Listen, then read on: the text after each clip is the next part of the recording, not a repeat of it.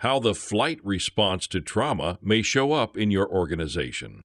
All of us experience trauma at some point in our lives. Unprocessed repressed trauma can result in some significant and detrimental behavior patterns as a means to cope with the constant barrage of internal unconscious suffering. These behavior patterns can become engrammatic, identified as natural and normal, part of the person's identity. The same thing can occur in groups and organizations. The group's response to trauma can become part of the culture of that group and can even spread to other parts of the organization. For example, I have seen workplace traumas that occurred in one area of a healthcare facility, and the effects of those traumas spread to several other areas within that building and even to other facilities due to existing relationships between employees of those facilities.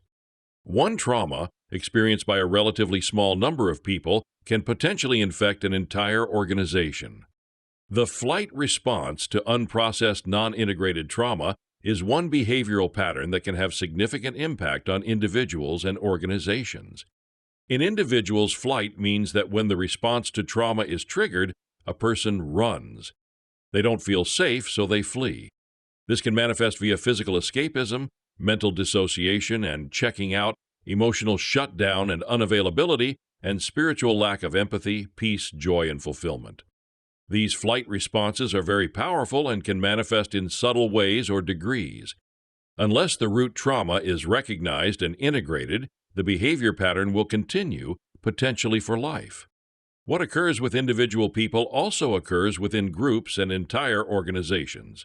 The flight response to unprocessed trauma in groups is evidenced by high employee absenteeism and/or turnover, lack of engagement in the mission, vision and values of the organization, apathy, poor morale, employee dissatisfaction with the organization, and a lack or unwillingness to engage in appropriate workplace relationship building, just to name a few. Because trauma perpetuates itself and is extremely sticky, new employees are also affected by workplace trauma culture, and they begin to respond with flight behaviors within a short amount of time. Trauma within an organization doesn't just go away. It grafts itself into the hearts and minds and bodies of the employees, potentially affecting many different areas. Unprocessed trauma within an organization and within individuals negatively influences the financial bottom line, sometimes to amazingly extreme levels. Learn to look for signs of trauma within individuals and organizations. Taking a proactive approach, actively finding ways to help people process their trauma, will ultimately result in increased profitability and positive beneficial workplace culture.